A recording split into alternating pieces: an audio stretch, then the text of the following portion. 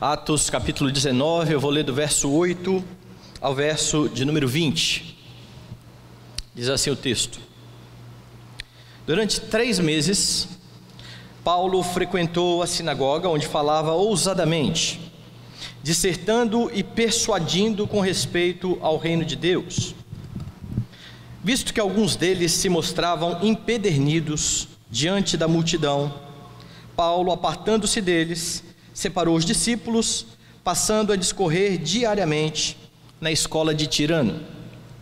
Durou isto por espaço de 2 anos, dando ensejo a que todos os habitantes da Ásia ouvissem a palavra do Senhor, tanto judeus como gregos. E Deus, pelas mãos de Paulo, fazia milagres extraordinários, a ponto de levarem aos enfermos lenços e aventais do seu uso pessoal, diante dos quais as enfermidades fugiam das suas vítimas, e os espíritos malignos se retiravam. E alguns judeus, exorcistas ambulantes, tentaram invocar o nome do Senhor Jesus sobre possessos de espíritos malignos, dizendo: Esconjuro-vos em nome de Jesus a quem Paulo prega. Os que faziam isto eram 7 filhos de um judeu chamado Seva, sumo sacerdote. Mas o espírito maligno lhes respondeu: Conheço a Jesus e sei quem é Paulo, mas vós, quem sois? E o possesso do espírito maligno saltou sobre eles, subjugando a todos, e de tal modo prevaleceu contra eles, que desnudos e feridos fugiram daquela casa. Chegou este fato ao conhecimento de todos, assim judeus como gregos, habitantes de Éfeso. Veio temor sobre todos eles, e o nome do Senhor Jesus era engrandecido. Muitos dos que creram vieram confessando e denunciando publicamente as suas próprias obras. Também muitos dos que haviam praticado artes mágicas, reunindo os seus livros, os queimaram diante de todos. Calculados os seus preços, achou-se que montavam a 50.000 denários. Assim, a palavra do Senhor crescia e prevalecia poderosamente. Vamos orar. Amado e soberano Senhor, Deus de nossas vidas, nós exaltamos mais uma vez o Teu nome glorioso e agradecemos o privilégio de nos ajuntarmos para o culto que é devido ao Teu nome. Ó Pai Santo, o Senhor sabe a condição dos nossos corações, o Senhor sabe como cada um chegou aqui nesta noite, e o Senhor, ó Deus, sabe aquilo que necessitamos, ó Deus, ouvir, a fim de sermos conformados à imagem de Cristo Jesus, o nosso amado Redentor. Que nesse instante a palavra que seja pregada seja fiel, e que, ó Deus Santo, encontre guarida no nosso coração pelo poder do Teu Espírito. Nós oramos em nome de Jesus. Amém. Meus irmãos, depois que Lucas descreveu a narrativa em que Paulo encontra 12 discípulos pretensamente cristãos, como nós vimos na semana passada, que eram discípulos, na verdade, de João Batista, mas que não sabiam nada sobre o Espírito Santo. Quando Paulo os questionou a respeito do Espírito Santo, eles disseram: nós nem sabemos que existe o Espírito Santo. Eles são instruídos por Paulo, eles são batizados em nome de Jesus. E depois dessa narrativa, Paulo continua então tratando do período em que Paulo esteve ali na cidade de Éfeso. Esse texto que nós lemos aqui, que vai do verso 8 ao verso de número 20, vai cobrir um período de 2 anos e 3 meses em que Paulo esteve ali em Corinto. 3 meses ele estava ensinando na sinagoga. Veja aí o texto no versículo de número 8. Durante 3 meses, Paulo frequentou a sinagoga. E 2 anos em que ele ensinou na escola de Tirano. No versículo 10, Lucas registra isso. Durou isso pelo espaço de 2 anos. E nós sabemos que Paulo esteve ali na cidade de Éfeso quase por 3 anos. Você vai saber isso um pouco mais à frente na narrativa, quando Paulo chama os presbíteros para instruí-los antes de partir de Éfeso, e ele então vai falar que durante quase 3 anos ele esteve entre eles ensinando a palavra de Deus. Simon Kistemaker, um estudioso do Novo Testamento, afirma que a escola de Tirano, que aparece aqui, foi iniciada por Paulo para treinamento de futuros líderes para o desenvolvimento da igreja ali na Ásia, na província da Ásia. Se você olhar para o versículo 20, que é o final do texto, você vai perceber o resultado do trabalho de Paulo nesses 2 anos e 3 meses. O texto diz assim: assim, a palavra do Senhor crescia e prevalecia poderosamente. Essa expressão ela aparece algumas vezes no livro de Atos dos Apóstolos. A palavra de Deus crescia. O que quer dizer isso? Isso quer dizer que a igreja está em franca expansão. Jesus está desde o início comissionando seus apóstolos e discípulos a serem testemunhas em Jerusalém, Judeia, Samaria, confins da terra. A igreja está de fato cumprindo esse itinerário. A igreja está avançando. Paulo então está esse tempo todo aqui em Éfeso e a palavra do Senhor, diz Lucas, cresce poderosamente. Você pode perceber nesse texto então algumas verdades acerca do Evangelho, porque esse é o trabalho de Paulo na cidade de Éfeso, pregar o Evangelho. Quais são as verdades que o texto traz a respeito do Evangelho? A primeira delas, o Evangelho precisa ser pregado. Você vai perceber isso no texto. Veja o versículo 8. Durante 3 meses, Paulo frequentou a sinagoga, onde falava ousadamente, dissertando e persuadindo com respeito ao reino de Deus. Mais uma vez você vai perceber o itinerário de Paulo. O itinerário começa sinagoga. É esse sempre. O Evangelho é o poder de Deus para a salvação, primeiro dos judeus e também do grego. Paulo se dirige até a sinagoga. Ele sabe que o Evangelho é o poder de Deus. Ele sabe que o homem precisa ouvir a boa nova do Evangelho. Ele sabe que aqueles judeus que sábado após sábado se reuniam na sinagoga precisam reconhecer que Jesus Cristo é o Messias que havia sido prometido, porque sem isso não há salvação.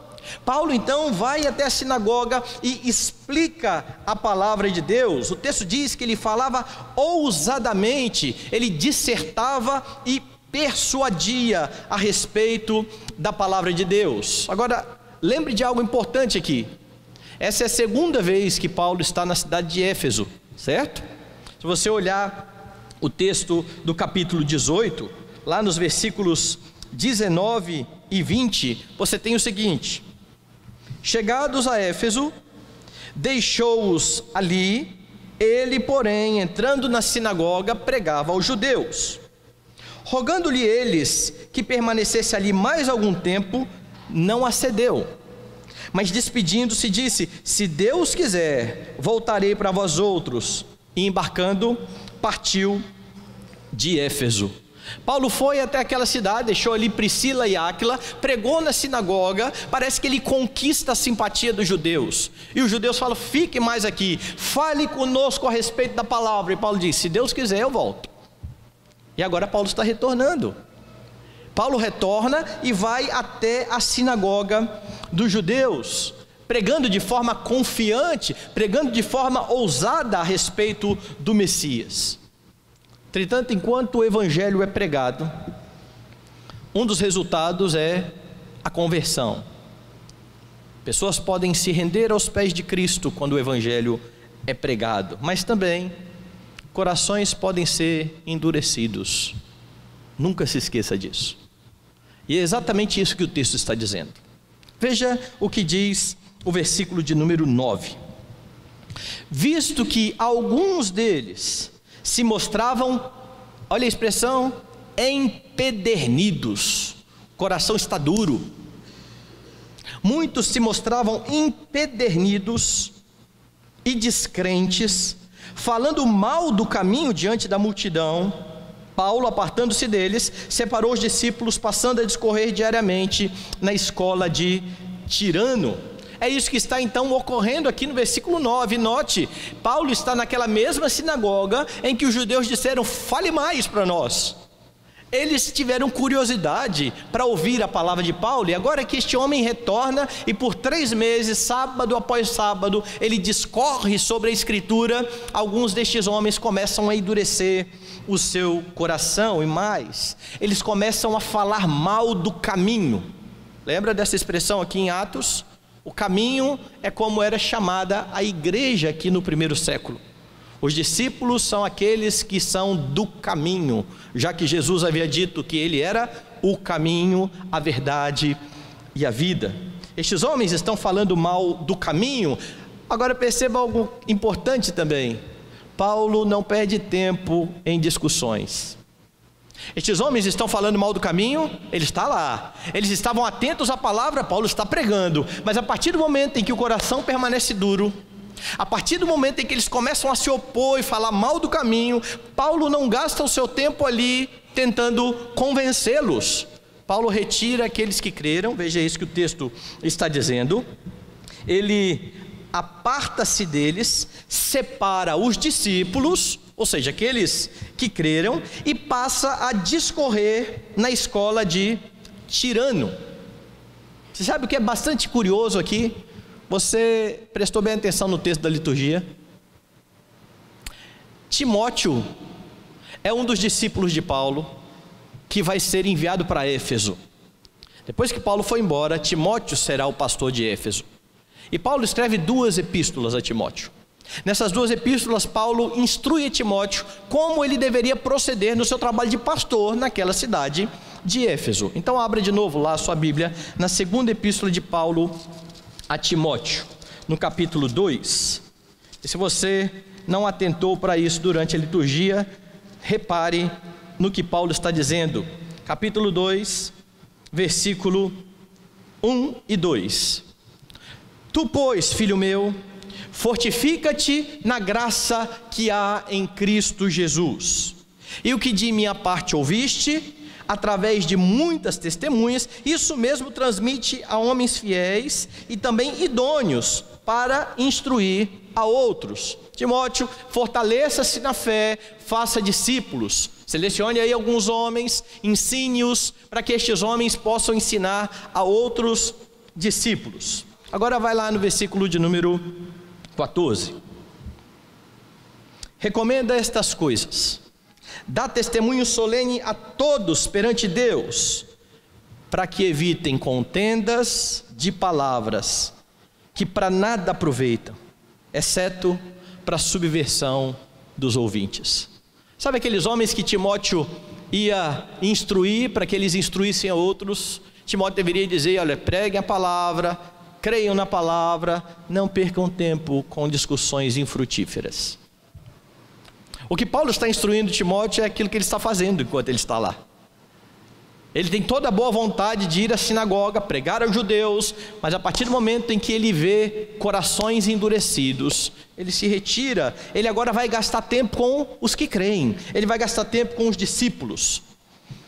Ele passa a ensiná-los na escola que foi fundada na casa deste homem que aparece aqui no texto, chamado de Tirano. Aqui você tem praticamente o primeiro seminário. Paulo chamando alguns discípulos, discorrendo com eles durante quase 3 anos, instruindo-os na fé. E a instrução aqui, na escola de Tirano, ela é também pregação do Evangelho. Sabe qual é o resultado disso? Veja lá no texto, verso de número 10. Durou isso por espaço de 2 anos, dando ensejo a que todos os habitantes da Ásia ouvissem a palavra do Senhor, tanto judeus como gregos. Paulo passa 2 anos ensinando, possivelmente futuros presbíteros que estarão nas igrejas, e este ensino faz com que toda a Ásia ouça a palavra do Senhor. Possivelmente os alunos aqui se tornaram presbíteros, ou seja, pastores, que contribuíram para o desenvolvimento do Evangelho na região da Ásia Menor. E como é que você pode inferir estas coisas? Dá uma olhada lá no livro de Colossenses, Epístola de Paulo aos Colossenses, e veja o capítulo 1 junto comigo. No capítulo 1, você tem Paulo aqui, a partir do verso 3, dando graças, rendendo graças pelos colossenses, e no verso 7 ele faz menção de um homem. Segundo, fostes instruído por Epáfras, nosso amado conservo, e quanto a vós outros, fiel ministro de Cristo. Epáfras era um pastor da igreja, um presbítero da igreja, conservo de Paulo, e quanto à igreja, fiel ministro de Cristo. Agora vá lá no capítulo 4. Capítulo 4, versos 12 em diante. Saúda-vos Epáfras. Epáfras não estava mais em Colossos quando Paulo escreveu essa carta. Ele faz menção a Epáfras lá no começo, dizendo: vocês receberam o evangelho, foram instruídos por meio de Epáfras. E agora, quando Paulo escreve à igreja de Colossos, ele diz: olha, Epáfras está mandando para vocês uma saudação. Saúda-vos Epáfras, que é dentre vós, servo de Cristo Jesus, o qual se esforça sobremaneira continuamente por vós nas orações, para que vos conserveis perfeitos e plenamente convictos em toda a vontade de Deus. E dele dou testemunho de que muito se preocupa por vós, pelos de Laodiceia, pelos de Hierápolis. Lembra da igreja de Laodiceia? A igreja de Laodiceia é uma das 7 igrejas da Ásia que vão aparecer lá no Apocalipse, quando o Senhor Jesus, por meio de João, enviará cartas a essas igrejas. O evangelho cresce naquela região por meio de homens que estão sendo aqui discipulados pelo apóstolo Paulo. Então você vê aqui a realidade, a verdade de que o evangelho precisa ser pregado. A pregação, ela instrui os crentes, ela edifica os crentes, ela salva pecadores, mas ela endurece muitas pessoas. O evangelho precisa ser pregado. O que você pode tirar de lições aqui para você hoje, em Vitória? Você que não está na Ásia Menor, mas que mora em Vitória. Primeira coisa que você precisa pensar nesse primeiro ponto: Deus colocou a pregação do evangelho, a proclamação do evangelho, sob a responsabilidade da sua igreja. Esse é o nosso trabalho: proclamar as virtudes daquele que nos chamou das trevas para a sua maravilhosa luz. Esse trabalho não é do pastor ou dos presbíteros, esse trabalho é da igreja do Senhor Jesus Cristo. Ser testemunho de Cristo significa então anunciar a sua obra em favor de pecadores, chamando os homens ao arrependimento, dizendo aos homens e notificando aos homens que há um caminho, uma verdade e uma vida, que exorta todos os homens a se arrependerem e virem até Ele. Esse é o nosso trabalho. E Deus resolveu salvar aqueles que creem, segundo Paulo fala lá aos Coríntios, pela loucura da pregação. E por que Paulo coloca a pregação como uma loucura? Exatamente por aquilo que ele vai falar na Epístola aos Coríntios. A palavra de Deus é loucura para os que se perdem, mas para nós que somos salvos, poder de Deus, sabedoria de Deus. E é exatamente porque o Espírito Santo não atua em todos os corações que muitos têm o seu coração endurecido. Eles podem até ver certa lógica na palavra, mas eles não vão crer. Entre você reconhecer que há sentido em alguma coisa e crer naquilo, há uma distância muito grande. Eu já disse aqui em um dos sermões, e eu repito: quando chegar lá na frente do testemunho de Paulo diante de Agripa, ele vai falar exatamente isso. Ele vai expor a Agripa e vai dizer: eu estou falando palavras aqui de sabedoria e de bom senso. Você acredita nisso, Agripa? E Agripa até conhecia tudo aquilo, mas ele não cria. E ele vai dizer: com tão pouco você acha que eu vou crer no evangelho? E a resposta de Paulo é: assim Deus permitisse que não só você, como todo mundo que me ouve aqui, se tornasse como eu, um cristão, exceto pelas cadeias mas quem chama o pecador é Deus. O trabalho de proclamação é meu e seu. O trabalho de conversão é do Senhor. Saiba que Deus chamará os seus eleitos pela loucura da pregação, mas saiba também que o anúncio do Evangelho não tem por fim somente a salvação. Quando Jesus falava por parábolas, os seus discípulos, vez por outra, ficavam assim: mas por que o Senhor fala por parábolas?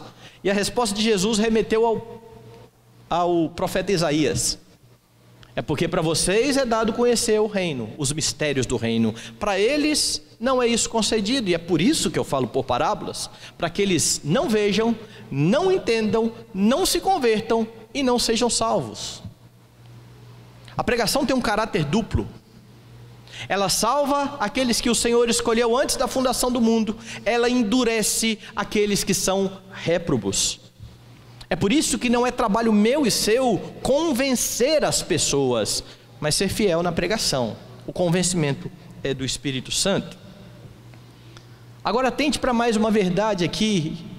O fato de Paulo ter criado uma escola para ensinar discípulos aponta para a necessidade de um ensino formal por parte daqueles que estão à frente da igreja.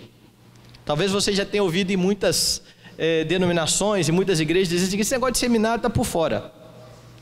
Esse negócio de seminário é invenção de homens.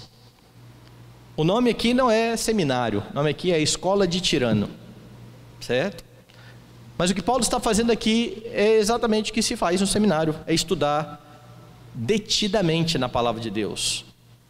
E isso precisa acontecer. Quanto mais se investe no estudo dos obreiros, daqueles que estão à frente das igrejas, mais a igreja tem a ganhar e mais a obra da igreja tende a avançar. Pastores que não se preocupam em estudar, que não se preocupam em se aprofundar nas escrituras, e não só nas escrituras, em tudo aquilo que está em volta e que tem a ver com a fé, eles estão fazendo um mal para a igreja.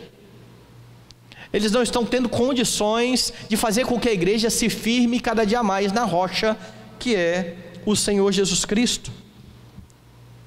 Mas saiba mais, o estudo tem por fim a glória de Deus. Ele é glorificado quando Cristo é anunciado corretamente, quando a obra de Cristo é vista nas páginas do Evangelho.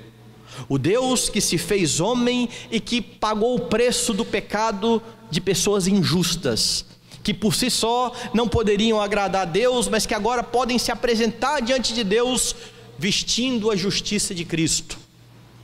É por isso que nós podemos estar aqui hoje.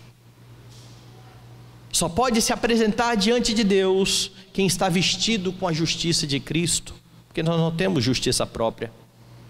E o aprofundamento do estudo é exatamente para levar todo homem cativo ao pensamento de Cristo Jesus. Não é para ganhar debate teológico. Você viu o que Paulo fez aqui quando começou a haver debate, começaram a falar mal do caminho, ele simplesmente deixou de lado e foi para lá. E com isso eu não estou dizendo que a defesa da fé não tenha lugar no cristianismo, ela tem. O problema é que para muitos tudo se resume à defesa da fé. Tudo é um motivo de brigar com alguém, tudo é motivo de discutir, e a discussão não tem por fim a glória de Cristo. A discussão tem por fim dizer: eu sou mais inteligente que você, eu tenho mais argumentos que você. Mas isso não quer dizer nada. Isso não quer dizer nada. A apologética, a defesa da fé bíblica, não tem a ver com ganhar debate, mas com levar pessoas aos pés de Cristo, para que se convertam e sejam salvos. Então fuja de discussões infrutíferas, não gaste tempo com elas, invista tempo naqueles que têm demonstrado interesse pelo Evangelho. Invista, abrace, caminhe, abra a Escritura, explique, mas não perca tempo com discussões. O Evangelho precisa ser proclamado, ele salvará, mas ele também vai endurecer corações. Volte para o texto. E a segunda verdade aqui é que o Evangelho precisa ser crido. Como é que você percebe isso no texto? Você vê isso do versículo 11 até o versículo 17, num episódio bastante interessante e que tem que ser muito bem entendido aqui. E você precisa lembrar de algo que eu já falei durante essa série em Atos dos Apóstolos. O período de Atos dos Apóstolos é o período em que a Escritura ainda está sendo registrada. O que estes homens tinham de Escritura? O que nós temos na mão? Não, eles tinham o Antigo Testamento, a Escritura que os judeus têm até hoje. Então eles tinham de Gênesis a Malaquias, certo? Era essa a Escritura que Paulo abria na sinagoga. Mas as cartas, os evangelhos, tudo isso está sendo escrito enquanto Atos está acontecendo. Como eu disse, Paulo está aqui em Éfeso, daí a pouco ele vai embora de Éfeso, vai escrever uma carta para Timóteo, que está onde? Em Éfeso. Paulo vai até Corinto, nós já vimos isso no capítulo anterior, funda a igreja de Corinto, parte para outra cidade, começa a acontecer problemas na igreja de Corinto, eles mandam perguntar a Paulo como resolver aqueles problemas. Paulo escreve 2 cartas, 3, uma delas nós não conhecemos, aquela igreja de Corinto, para resolver problemas, e assim o Novo Testamento está sendo escrito. Por que acontecem tantos milagres em Atos dos Apóstolos? Exatamente para corroborar o fato de que os apóstolos são autoridades enviadas pelo Senhor Jesus Cristo para lançar o fundamento da igreja. Como é que você sabe disso? Abra sua Bíblia em Marcos capítulo 16. Eu já fiz menção a esse texto em um outro sermão, mas é importante relembrar isso nesse ponto de Atos dos Apóstolos. Em Marcos capítulo 16, você tem o finalzinho do Evangelho de Marcos. Jesus havia sido sepultado, e depois de 3 dias, Jesus, como anunciado pela Escritura do Antigo Testamento, ressuscita. A partir do capítulo 16, então, verso 1, é esse o assunto da epístola. Jesus ressuscita. Veja a partir do versículo 9. Havendo ele ressuscitado de manhã, cedo no primeiro dia da semana, apareceu primeiro a Maria Madalena, da qual expelira 7 demônios. Partindo ela, foi anunciá-lo àqueles que, tendo sido companheiros de Jesus, ou seja, aos apóstolos, que se achavam tristes e choravam. Estes, ouvindo que ele vivia, e que fora visto por ela, não acreditaram. Sabe quem são esses? Mateus, João, Filipe, Tomé, são os apóstolos. Veja o que está acontecendo. Jesus instruiu esses homens 3 anos. A partir da confissão de Pedro, Jesus começa a dizer: é necessário que o Filho do Homem morra e ressuscite. Jesus morreu, o que estes homens fizeram? Ficaram tristes, desistiram. Agora, 3 dias, Jesus ressuscitou, não tem mais ninguém lá na sepultura. Maria Madalena corre e diz: Jesus está vivo. Nós não acreditamos. Mas veja quantas vezes aparece isso no texto.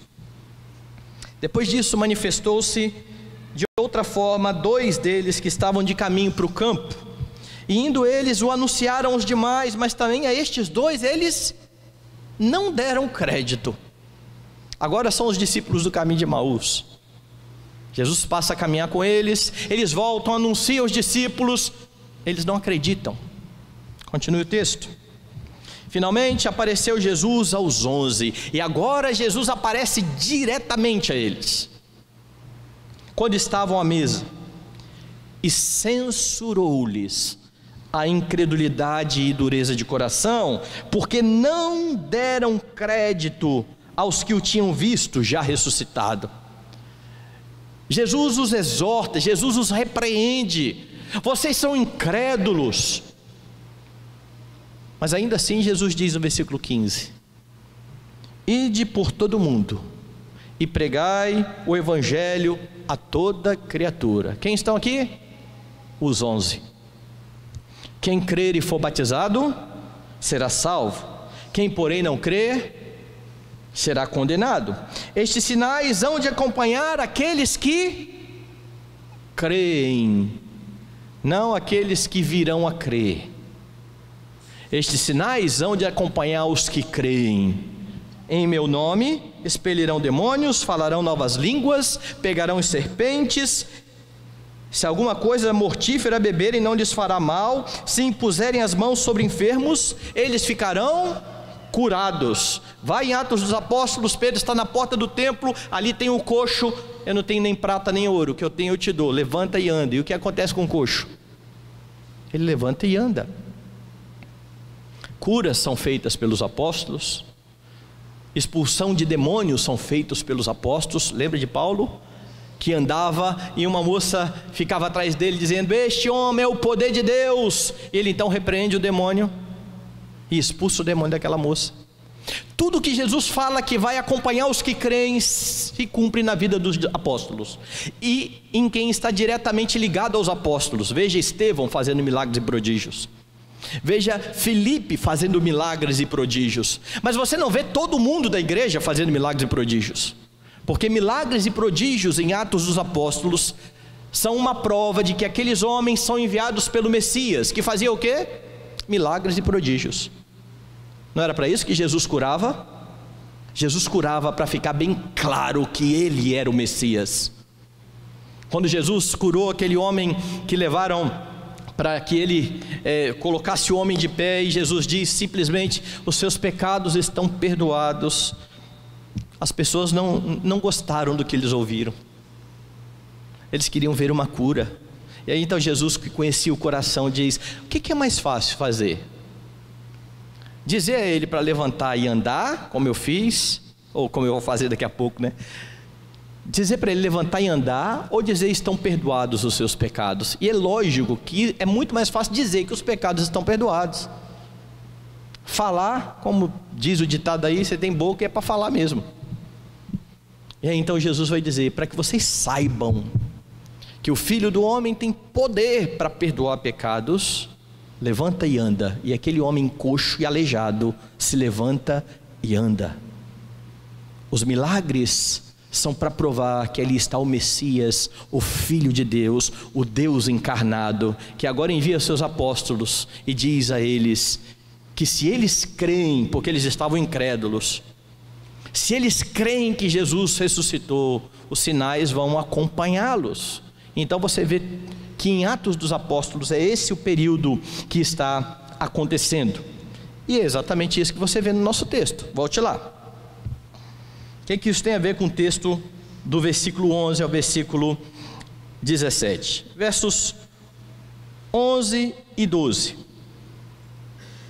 E Deus, pelas mãos de Paulo, fazia milagres extraordinários, a ponto de levarem aos enfermos lenços e aventais do seu uso pessoal, diante dos quais as enfermidades fugiam das suas vítimas e os espíritos malignos se retiravam. O que Lucas está querendo provar com isso quando ele registra isso? Paulo tem autoridade de apóstolo. Paulo é um apóstolo de Cristo, e do mesmo jeito que os outros apóstolos fazem milagre, Paulo também faz milagre. É para isso que está esse texto aqui, para mostrar que Paulo cria no Messias, certo? Mas veja o contraste no versículo 13. E alguns judeus, exorcistas ambulantes, tentaram invocar o nome do Senhor Jesus sobre possessos de espíritos malignos, dizendo: esconjuro-vos por Jesus, a quem Paulo prega. Lucas faz um contraste agora entre Paulo, que cria em Jesus, que era um apóstolo de Jesus, e que os sinais que Jesus disse que acompanhariam, estava acompanhando, com estes homens que ele chama de exorcistas ambulantes. E havia de fato a prática de exorcismo entre os judeus. Você quer ver essa prática no Novo Testamento? Vai lá em Lucas. O mesmo que escreveu Atos, escreveu lá no seu evangelho o seguinte: Lucas 11.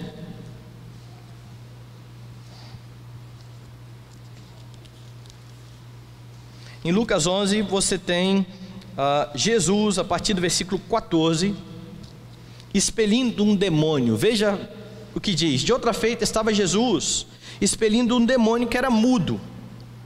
E aconteceu que ao sair o demônio, o mudo passou a falar, e as multidões se admiravam. O Messias tem poder sobre os demônios. Só que quando Jesus fazia isso, muitos começavam a questionar, e é isso que vai acontecer no texto, veja o 15. Mas alguns dentre eles diziam: ora, ele expele os demônios pelo poder de Beelzebu, o maioral dos demônios. E outros, tentando, pediam dele um sinal do céu. Quando Jesus expulsava os demônios, os judeus falavam assim: ele está fazendo isso porque ele também é do demônio, então ele está expulsando demônios em nome do demônio. Versículo 17: e sabendo ele, Jesus, o que se lhe passava pelo Espírito, disse-lhes: todo reino dividido contra si mesmo ficará deserto, e casa sobre casa cairá. Se também Satanás estiver dividido contra si mesmo, como subsistirá o seu reino? Isto porque dizeis que eu expulso os demônios por Beelzebu. Jesus está dizendo: não tem lógica o que vocês estão falando, que eu estou botando para baixo o reino do diabo aqui. Se eu estou expulsando em nome do diabo, o diabo está lutando contra ele mesmo. Vocês estão vendo o poder e estão negando que eu vou expelir pelo Espírito Santo. E aí então ele faz um questionamento no versículo 19: e se eu expulso os demônios por Beelzebu, por quem os expulsam os vossos filhos? Por isso, eles mesmos serão os vossos juízes. Havia judeus exorcistas que saíam alegando que também expulsavam o demônio. Tudo bem, vocês estão vendo o meu poder, vocês estão vendo que os demônios estão batendo em retirada. Se eu faço isso em nome do diabo, os seus filhos fazem em nome de quem? O que Jesus mostra aqui é que essa prática que aparece em Atos era alguma coisa comum. Estes homens que aparecem aqui querendo expulsar um demônio são ambulantes, eles ganhavam a vida dessa forma. Veja o que o texto diz, veja lá, versículo de número 13. Alguns judeus exorcistas ambulantes tentaram invocar o nome do Senhor Jesus sobre os possessos de espíritos malignos, dizendo: esconjuro-vos por Jesus a quem Paulo prega. Os que faziam isto eram 7 filhos de um judeu chamado Seva, sumo sacerdote. E aqui há um problema, porque quando você estuda a literatura, e os estudiosos de arqueologia já fizeram isso, não há um sumo sacerdote chamado Seva servindo no templo. Ou este homem estava ligado a algum sacerdote e assumiu o título de sacerdote, ou era de fato um charlatão, junto com seus filhos, que ganhavam a vida expulsando o demônio. E eles expulsavam o demônio em nome de um monte de Deus. Eles viram o poder de Paulo, e agora eles chegam diante de um demônio, de um espírito, de um possesso, e diz: olha, nós expulsamos você em nome do Jesus que Paulo crê. Eles não criam, mas o evangelho precisa ser crido. Estes sinais hão de acompanhar os que creem. O evangelho precisa ser crido. Como estes homens não creem, eles estão usando a obra de Cristo e o nome do Senhor de forma blasfema, para os seus próprios fins. E agora você entende por que eu citei o catecismo aqui sobre não tomar o nome do Senhor em vão, porque é exatamente isso que estes homens estão fazendo. Estes homens estão usando o nome de Jesus para lucro pessoal. Isso é pecado, isso é blasfêmia, isso é um mau uso do nome de Jesus. Eles não creem em Cristo, mas como eles estão vendo que Paulo, no poder de Cristo, expulsa demônios. Lembra que aconteceu isso capítulos atrás? Quando aquele homem que via que os apóstolos impunham as mãos e vinha o Espírito Santo quis pagar. Simão, de onde vem o nome simonia, comércio da fé. Simão quis pagar pelo poder do Espírito Santo e foi condenado por aquilo. Aqui acontece algo ainda pior. Os versículos 15 e 16 mostram o resultado. Mas o espírito maligno lhe respondeu: conheço Jesus e sei quem é Paulo, mas vós, quem sois? O demônio debocha desses homens. Olha, Jesus eu sei quem é, Paulo eu sei quem é, quem são vocês? Quem que vocês pensam que são? E a sequência? E o possesso de espírito maligno saltou sobre eles, subjugando a todos, e de tal modo prevaleceu contra eles, que desnudos e feridos fugiram daquela casa. Sabe o que acontece com os charlatões? Eles literalmente levam uma surra e saem correndo pelado.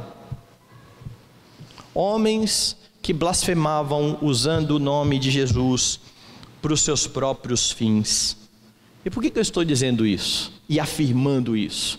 De novo eu quero que você abra no Evangelho de Lucas, agora no capítulo 9.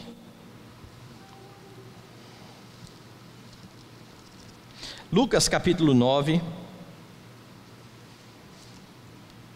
versículos 49 e 50. O texto diz assim: falou João e disse: mestre, falando para Jesus, vimos certo homem que em teu nome expelia demônios e lhe proibimos, porque ele não segue conosco. João está falando o seguinte: nós estamos aqui juntinho com o Senhor, nós achamos o homem aí expelindo demônios no seu nome e falamos: pode parar. Mandamos ele parar de expelir demônios. Qual foi a resposta de Jesus? Mas Jesus lhe disse: não proibais, pois quem não é contra nós, contra vós outros, é por vós. Não é diferente a situação? Estes homens criam no Messias, agora aqueles lá não. Aqueles lá queriam usar o nome do Messias para fins pessoais. E toda essa história, tudo isso que acontece, que mostra que o Evangelho precisa ser de fato crido e não somente falado, toda essa história, ela se espalha e serve para que muitos judeus venham a crer. Versículo 17: chegou este fato ao conhecimento de todos, assim judeus como gregos, habitantes de Éfeso, e veio temor sobre todos eles, e o nome do Senhor Jesus era engrandecido. Toda essa história leva pessoas a crer no poder de Deus e no Evangelho. O nome do Senhor é engrandecido quando o Evangelho é crido. Então perceba mais algumas lições. Como eu disse, os milagres descritos em Atos, eles atestavam que os discípulos, os apóstolos, criam em Cristo, e eles realizavam tudo aquilo que foi prometido por Jesus. Hoje nós não precisamos mais de milagres. Por que nós não precisamos mais de milagres? E com isso eu não estou dizendo que Deus não faça milagres.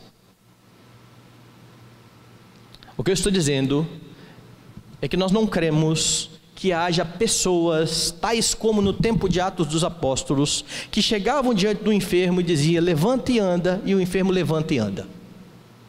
O dom de cura cessou. Ele estava restrito àquele tempo.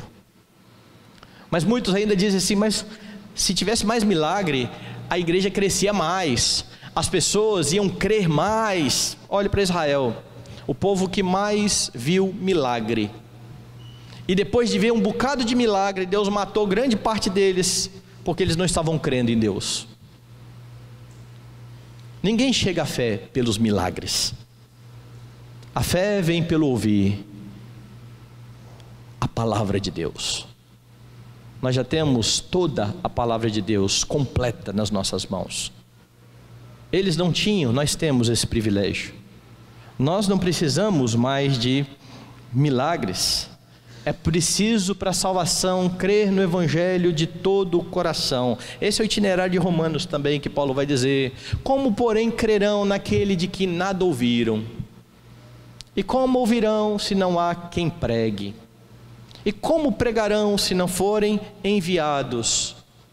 Como está escrito: quão formosos são os pés daqueles que anunciam coisas boas. A fé vem pela pregação, a pregação pela palavra de Cristo. Não é por meio de objetos. Aqui muitos pegam esse texto para dar base a relíquias, aí para a televisão, mandar orar pelo copo de água. em cima da televisão. Agora ficou mais difícil, né? Que a televisão é slim, então o negócio está difícil para eles. Eles vão ter que criar um copo especial que acopla. Mas não, isso é fé. Os objetos, nós não cremos nisso. Ninguém precisa provar que é apóstolo hoje, porque acabaram os apóstolos. Não existe mais apóstolo. Os apóstolos ficaram restritos ao primeiro século.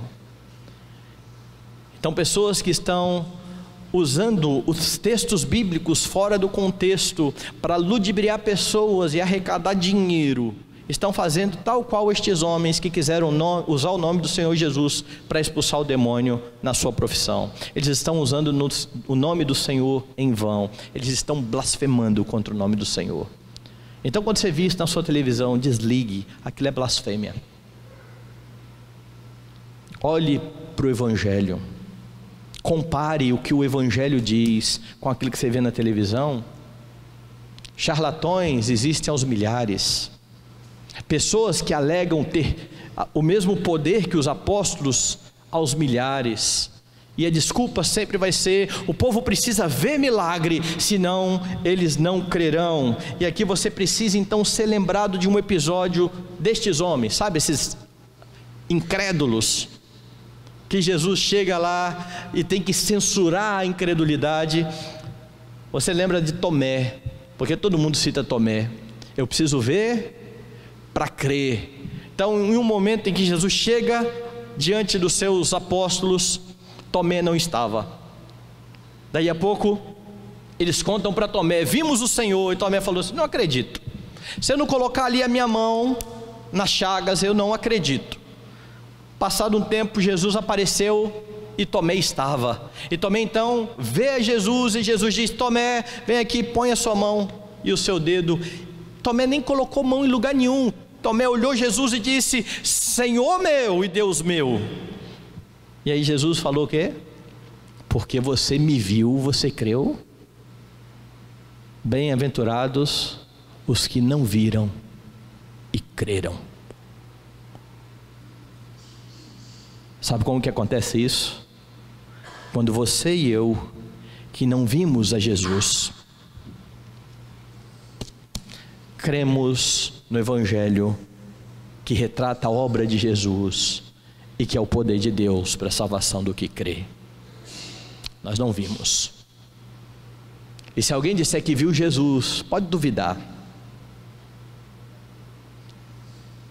A fé vem pelo ouvir e ouvir a palavra de Deus.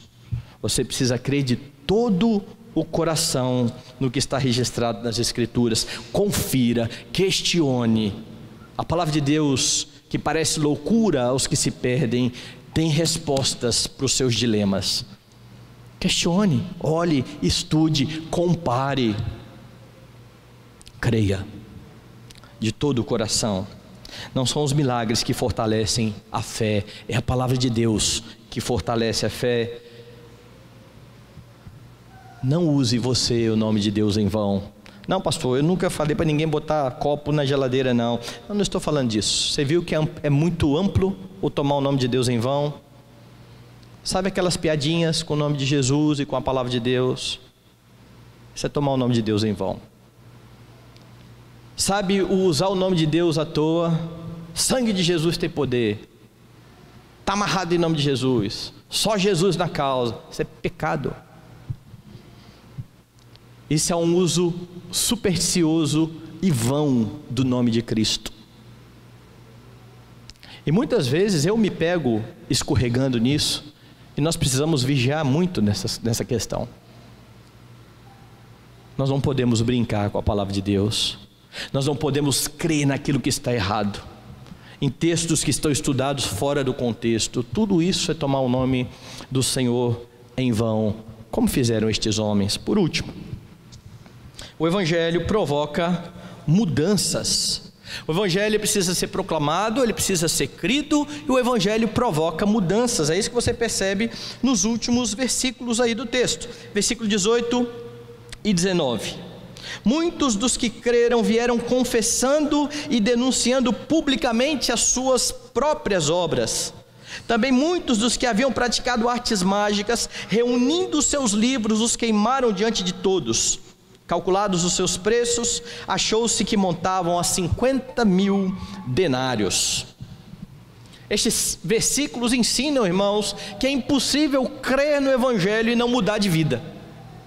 É impossível crer verdadeiramente em Cristo e não ser transformado pela verdade do Evangelho. Porque o Evangelho, que é o poder de Deus para a salvação de todo que crê, implica em mudança de atitude. É por isso que é tratado como uma conversão. Você muda de caminho. É por isso que Paulo diz que nós não podemos nos conformar com esse século, mas transformarmos pela renovação da nossa mente.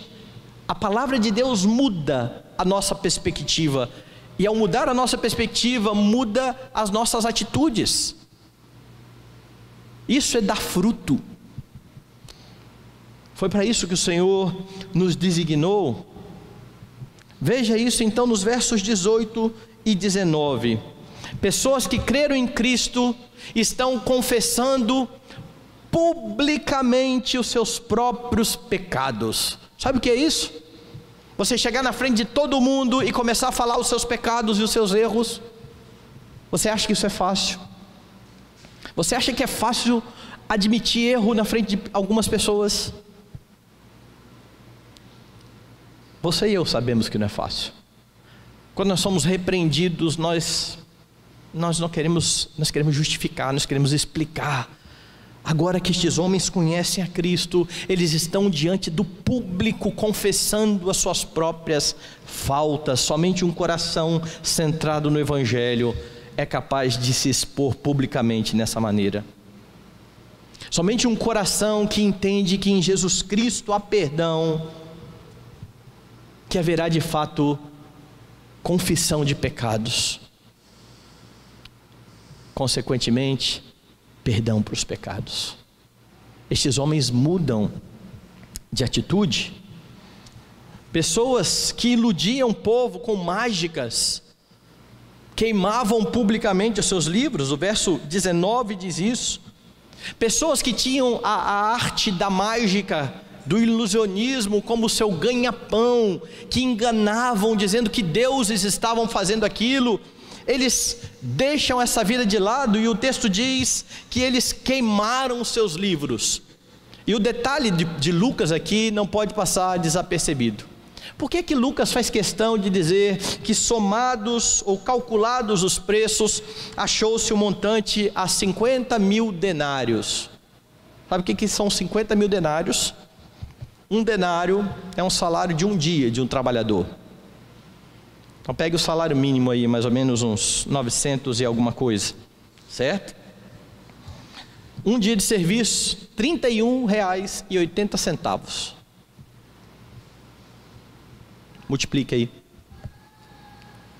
Você está a ponto de queimar um tanto desse de dinheiro em praça pública? 1.590.000. Você acha que esses homens mudaram de vida?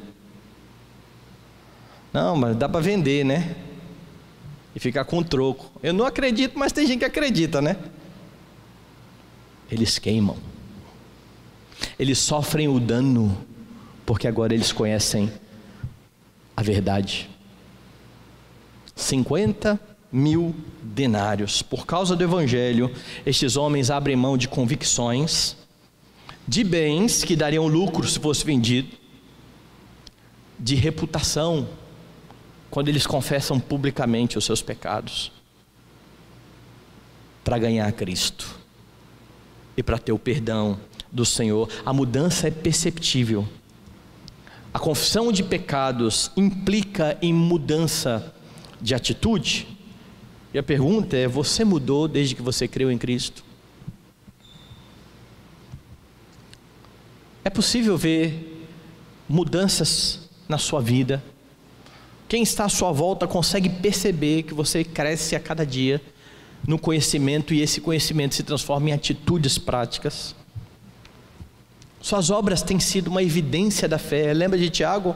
Mostre a sua fé sem obras e eu com as minhas obras vou mostrar a minha fé. As suas obras mostram que você é crente, que você serve a Cristo. Aqueles que creem em Cristo, meus irmãos, não podem continuar formatados pelo mundo, tendo uma visão da vida como aqueles que não creem em Cristo têm. Aqueles que creem em Cristo precisam transformar-se pela renovação da mente. O Evangelho é anunciado, você crê, ele muda a sua vida. As suas práticas são distintas, são diferentes. Não é uma mudança hipotética, mas real. Em Cristo você morre para você mesmo e vive para Deus e para o próximo. Esse é o chamado do Evangelho. Negue-se a si mesmo, ame a Deus, ame o próximo. Há pessoas que estão há anos na igreja, mas que continuam centradas em si mesmas, ano após ano.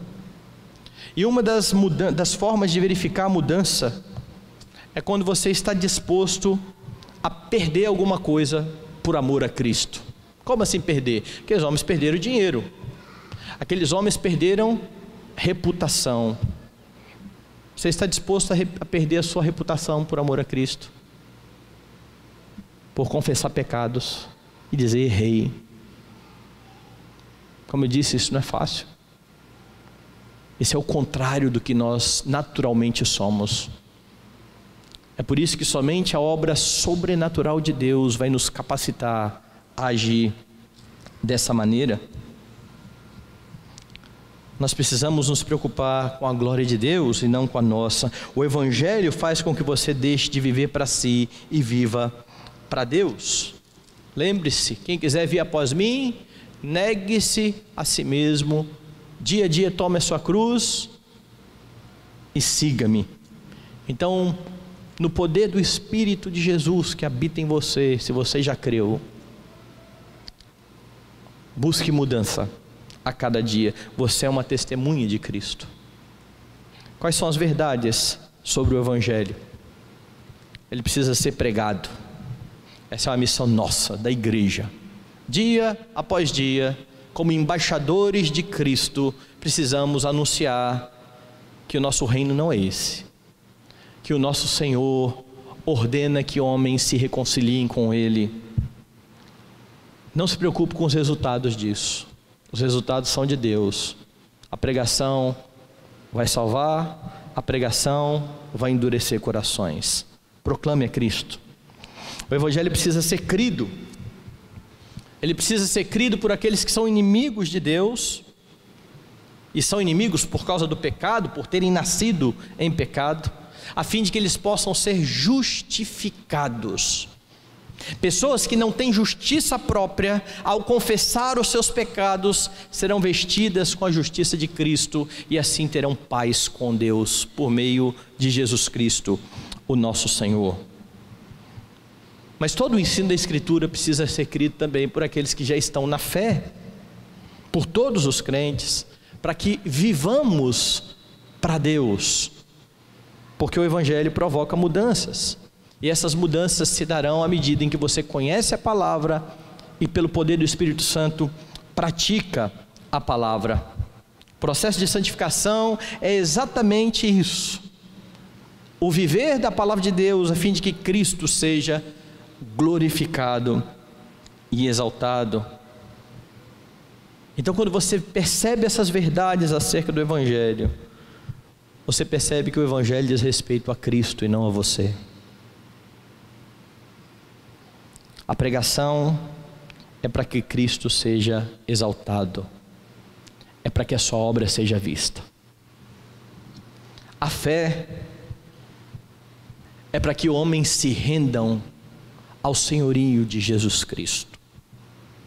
A mudança de vida é para que Jesus Cristo seja exaltado à medida em que Ele santifica a sua igreja, para que essa igreja seja apresentada a Ele sem mácula e nem ruga.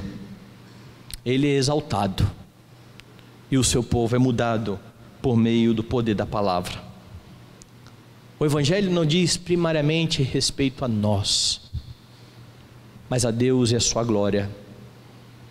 mas pela graça, por ser Deus bom, benevolente, nós somos abençoados com isso. As nossas vidas são transformadas. Os nossos temores podem ser colocados aos pés de Cristo. A nossa ansiedade pode ser tratada. Os nossos conflitos podem ser resolvidos. Mas tudo isso é uma consequência da exaltação do nome de Cristo. É uma consequência de você, que era inimigo de Deus, ser agora reconciliado com Ele por meio de Cristo, ao crer na sua obra. Então, se você não creu ainda em Cristo, confesse ao Senhor os seus pecados.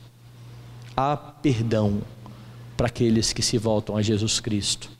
E há mais que isso, a vida abundante, pois Jesus prometeu que daria a todos aqueles que crescem nele, como a Escritura diz. Que Ele nos ajude e nos abençoe.